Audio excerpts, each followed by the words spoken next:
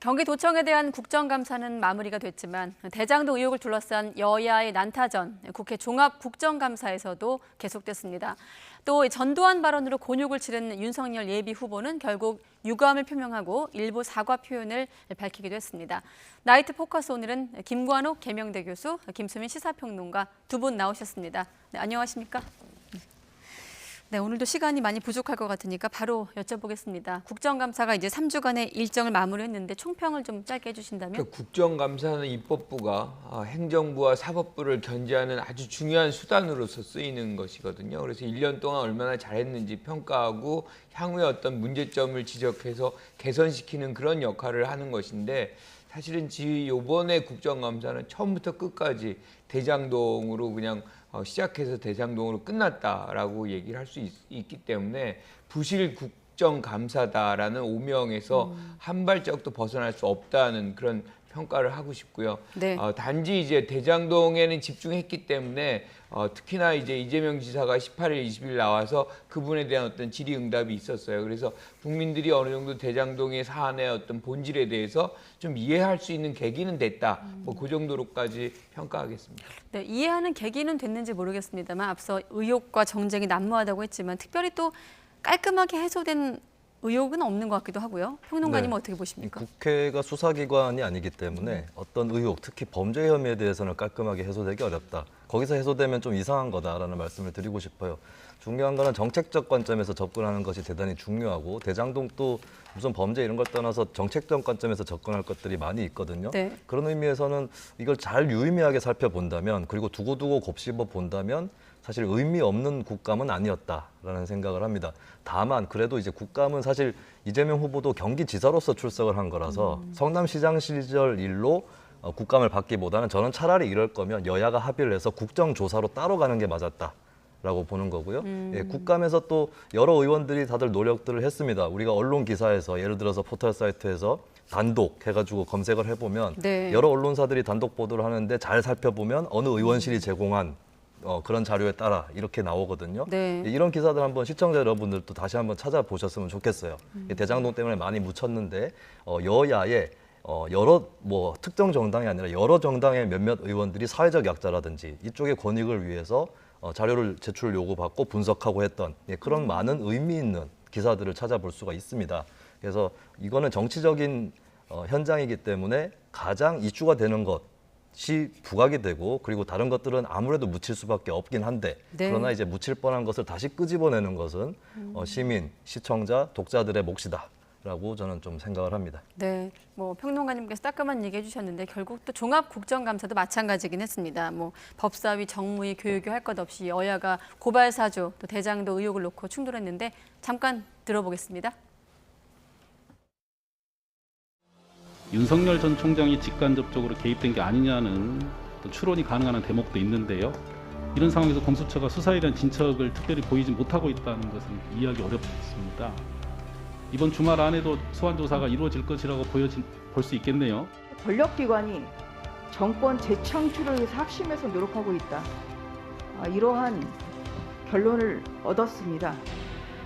공수처는 9월 6일에 윤석열 국민의힘 대선 예비 후보를 지금 3일 만에 입건을 해서 지금 수사를 하고 있습니다. 굉장히 광속도로 수사를 하고 있는 반면에 민주당 이재명 후보가 연루된 대장동 게이트 수사는 느림보 수사입니다. 자, 일단 민주당 최근에 이제 녹취록 육성이 공개되면서 새로운 국면을 맞고 있는 이제 고발 사주 의혹으로 다시 좀 역공에 나서고 있다고 볼 수 있을까요? 그러니까 지금 민간의 수익률이 너무 커서 사실은 대장동 의혹이 굉장히 많이 이제 부각되고 불거졌지만, 사실은 고발 사주의 어떤 의혹 문제는 국가기관, 특히나 권력기관이 사설의 권력을 행사한 것이고 선거에 개입한 것이기 때문에 네. 그 위중함은 더 클 수도 있습니다. 그런데 이 국정감사에서 그만큼 이 부분이 다뤄지지 않았다는 것은 좀 아쉬운 그런 느낌이고요. 특히나 이제 녹취록이 공개가 됐잖아요. 그 장면에서 남부지검으로 가면 안 된대.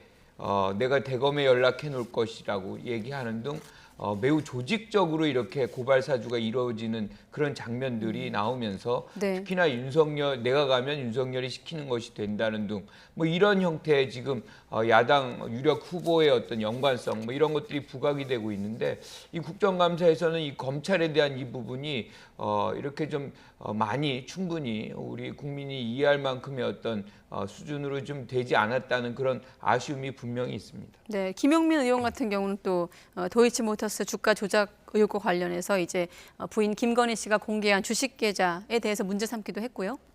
네, 이런 계좌 같은 경우는 그냥 공개한다고 해서 다 불식이 되는 건 아닐 겁니다. 아마 이제 논란이 본격적으로 시작되는 단계가 아닐까 그렇게 보여지는 것이고 네. 또 국감에서 다루기에는 좀 진실 다툼의 영역이 크죠. 이 도이치모터스도 그렇고 고발 사주권도 그렇고, 그러니까 대장동 같은 경우는 정책적 관점이 그나마 있기 때문에 의원들도 조금 더 질의할 여지가 있었는데 그런 부분들이 이제 고발 사주나 도이치모터스에서 뭐 진척이 없었던 것은 뭐 국회의 책임이라기보다는 결국에 수사기관이라든지 이쪽에서 밝혀져야 될 문제이기 때문에 그런 한계 때문에 이제 좀 비중이 크지 않았다라는 그런 측면이 있는 것 같습니다. 그리고 이제 사실 뭐 국감에서 여러 가지 질의들을 하고 자료도 국회의원들이 많이 내지만 그게 특정 시험 기간에만 하듯이 하는 건 아니거든요. 국회의원들도 별도의 공간에서도 계속 전개할 수 있는 거기 때문에 네. 그리고 특히 대선을 앞두고 대선 주자에 관련된 의혹들 깔끔하게 규명이 될 필요가 있겠죠. 앞으로 더 진척이 있기를 기대합니다. 네, 그럼 지금 여든 야든 제기된 의혹 가운데 조금 더 들여다볼 대목이 있다면 어떤 대목이라고 보십니까?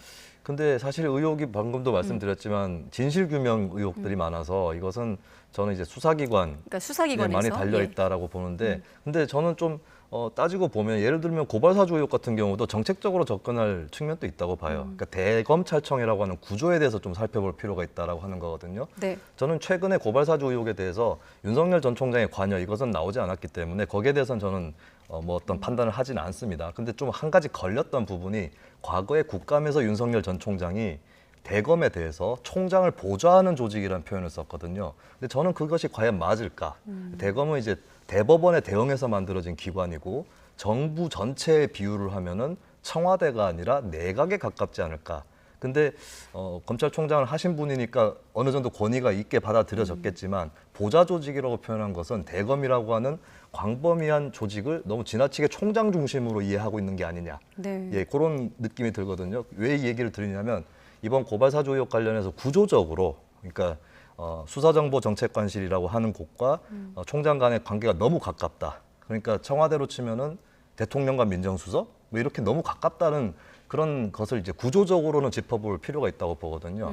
그래서 이런 것들을 좀 그냥 의혹이 있고 윤 전 총장이 관여하지 않았느냐 이런 질문을 뛰어넘어서 이 대검의 구조라든지 문화, 규범 이런 것들이 제대로 확립되었느냐 이런 부분도 좀 정책적으로 따져봤으면 좋겠습니다. 그렇군요. 그러니까 오히려 말씀하신 대로 어떤 대검 조직의 조직적인 어떤 시스템을 좀 들여다볼 필요가 있다.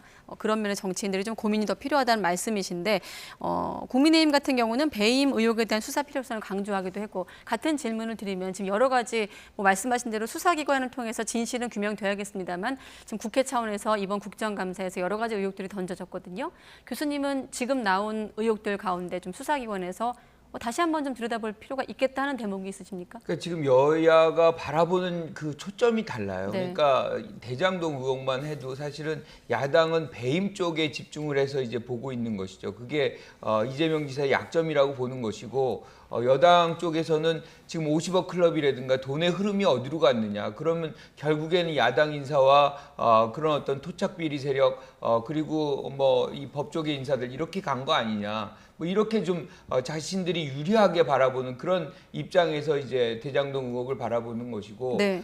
이 부분은 아까도 말씀하셨지만 사실 수사가 필요한 영역이기 때문에 검찰이 빨리 수사를 하지 않으면 지금 야당이 주장하고 있는 어떤 특검의 필요성 이것을 계속 부각시켜주고 이제 키워주는 꼴이 될 수가 있거든요. 그래서 지금 뭐 수사를 계속 박차를 가하고 있지만 더 빨리 이제 해야 되는 것이고 아까도 뭐 우리 봤지만 유동규 전 본부장 같은 경우 지금 뇌물로만 지금 기소가 됐어요. 네. 그러니까 사실상 배임에 대한 부분은 지금 이 연결고리가 아직 안 만들어졌다. 뭐 이렇게 생각할 수도 있고 추후에 이제 뭐 혐의를 추가할 수도 있겠지만 어쨌든 지금 배임이라는 것이 안 됐다는 거는 이재명 지사와 연결고리가 그렇게 튼튼하지 않다. 뭐 이렇게 이제 검찰이 바라보고 있다. 뭐 이렇게 볼 수도 있는 것 같고요. 네. 지금 또 한 가지가 우리가 이 더이치뱅크의 이제 이 모터스 주식 네. 관련한 부분인데 이 부분은 뭐 오늘 사실 윤석열 전 총장이 그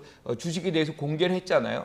그런데 오히려 홍준표 후보 쪽에서 이 부분의 어떤 문제점들을 아주 조목조목 이렇게 얘기를 했습니다. 그러니까 예컨대 그 직업도 없고 수입도 없던 이 김건희 씨가 어떻게 해서 22억이라는 큰 돈으로 이 도이치모터스의 어떤 주식을 살 수 있었는지 뭐 이런 그런 부분과 더불어서 실질적으로 어떤 이것이 판매되는 상황 속에서의 어떤 실효 이익을 보여주지 않고 일종의 편집돼 있다. 뭐 이런 어떤 의혹까지 지금 제기가 돼 있거든요. 그래서 이 부분도 그냥 일방적으로 이 윤석열 전 총장 측에서 제기하는 것보다는 수사기관이 빨리 이 부분에 대한 어떤 진실 규명도 해야 될 필요가 있겠다 이렇게 봅니다. 네, 알겠습니다. 말씀하신 부분은 이제 법사위에서 주가 조작 문제에 대해서 이제 문제를 삼았고 교육부 국정감사에서는 또 허위 이력, 김건희 씨 허위 이력이 도마 위에 올랐습니다. 관련 발언 한번 들어보시죠. 초, 중, 고등학교 근무 경력이 모두 허위라는 사실이 드러났습니다. 그런데 김건희 씨가 이런 허위 이력을 이용해 서일대뿐만 아니라 한림성심대, 안양대 등에 취업한 것이 추가로 확인됐는데요. 김건희 씨는 2014년 국민대 테크노 디자인 전문대학원과 조형대학에도 겸임교원으로 임용됐던 적이 있어 해당 이력서의 기재사항을 확인할 필요가 있는데요. 네, 이를테면 이제 유력 야권 대선 후보 부인의 배우자의 어떤 검증에 들어간 건데 이런 부분들은 또 평론가님 어떻게 보십니까? 이거는 어떻게 보면 도이치모터스 건보다 대중적으로 더 민감한 소재일 수 있습니다. 더 쉽게 와닿거든요. 네. 허위 이력이라고 하는 것이. 그리고 그 이력을 통해서 취업을 했다라고 하는 거기 때문에 이거는 뭐 멀리 떨어져 있는 문제가 아니라 분노할 수 있는 문제다. 특히나 어떤 얘기까지 나올 수 있냐면 윤석열은 조국 투인가 이런 얘기도 나올 수 있습니다. 조국 전 장관 같은 경우에 7대 허위 스펙 이걸로 문제가 됐는데 이거는 또 허위 이력으로 취업했다. 이렇게 되면 사실 조 전 장관 같은 경우는 대선 주자는 아니죠. 정치적으로 어떤 심판을 받아야 될 위치는 아니기 때문에 뭐 조국이 잘못했으니까 윤석열하고는 뭐 이렇게 다른 거다 이렇게 주장할 소지는 없는 거예요. 그러니까 네. 서로가 서로를 정당화할 수 없는 그런 소지이고 이제 결국에는 부인의 다른 문제면 모르겠어요. 다른 뭐 문제는 모르겠지만 허위 이력이라고 하는 거 이건 분명히 좀 더 크게 불거질 수 있다. 그리고 같이 불거지고 있는 부실 논문. 뭐 어떤 박사 논문 표절 의혹? 그 예. 문제와 함께 마치 조 전 장관 문제를 다시 윤석열 전 총장에게 보는 거 아니냐 이런 시각이 나오게 되면 특히 젊은 층이라든지 이쪽에서의 지지율에 큰 영향을 줄 수 있다고 봅니다. 네, 방금 언급한 대목은 이제 말씀하신 대로 초중 고교에서의 강의 경력을 허위로 꾸며내서 이를 바탕으로 대학에서 강의를 했다는 부분을 문제 삼는 것인데 또 박사 논문 표절 의혹도 있거든요. 사실 최근에 윤 전 총장 본인의 어떤 발언 논란 때문에 사실은 좀 수면 밑으로 가라앉았다가 이번 국감에서 다시 불거진 건데 앞으로 대선 국면에서 어떤 영향을 미칠까요? 이 부분은 사실 지금 말씀을 하셨지만 조국 전 장관의 딸 아들과 사실 뗄래야 뗄 수가 없어요. 그러니까 그 부분에서 소위 허위 스펙 또는 뭐 허위 인턴십 뭐 이런 공문들에 관련해서 우리가 1년 넘게 굉장히 어려운 시기를 온 국민이 겪었거든요. 결과적으로 그들이 얻으려고 하는 것도 학위였습니다. 지금 이 논문은 박사학위라는 가장 높은 수준의 이 학위에 어떤 해당이 되는 거거든요. 여기에 대해서 만약에 표절을 했다. 이거는 표절이라는 것은 사실상 이제 도둑이나 마찬가지거든요. 우리가 이제 학문 세계에서 볼 때 그것을 했다 그러면 당연히 이게 취소가 돼야 되는 것이고 사실상 더 엄중한 잣대로 여기에 우리가 적용을 해봐야 되는 부분인데 지금 이 부분도 굉장히 미진하고 있어요. 이 부분에 대해서 이제 해당 대학교가 이 조사에 대해서 굉장히 회피하는 그런 상황이고 그런 논란이 계속 이어지고 있습니다. 그런데 왜 이것이 중요하냐면 사실은 아까 조국 전 장관은 장관이었어요.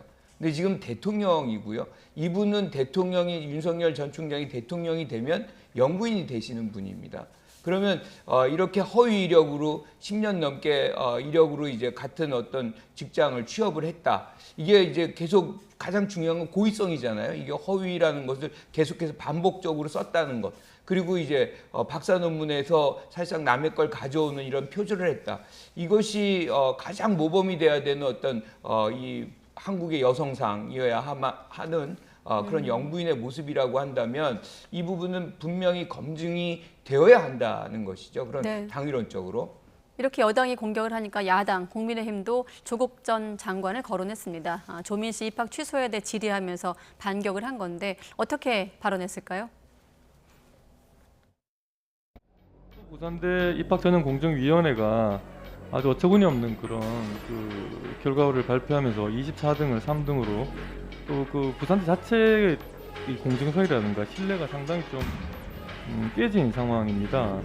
이런 상황에서 지금 교육부가 그 부산대가 저렇게 이 부정 입학에 대한 그 취소 행정 행위를 제대로 이행하지 않는 거에 대해서 좀 다시 또 촉구를 하거나 뭐 시정을 요구할 그런 필요가 있다고 보는데요.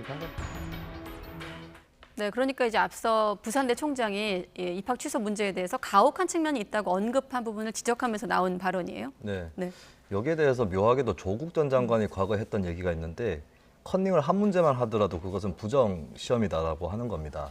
여기서 보면은 어쨌든 입학 서류에 내는 스펙들이 있는데 그것을 뭐 한 개도 아니고 여러 개를 컴퓨터를 통해서 조작을 해서 허위를 만들어내서 냈던 거거든요. 네. 그러면 성적이 아무리 좋은 학생이라도 입학 취소되는 게 당연합니다. 그리고 학교 입장에서도 업무를 방해받았기 때문에 좀 화를 내야 되는데 계속해서 좀 불필요한 얘기를 하고 있다. 깔끔하게 처리해야 될 부분들에 대해서 계속 불씨를 남기는 것은 여러모로 사회적으로 좋지 않다. 이 부분은 지적당해서 좀 마땅하다고 봅니다. 네, 교수님은요?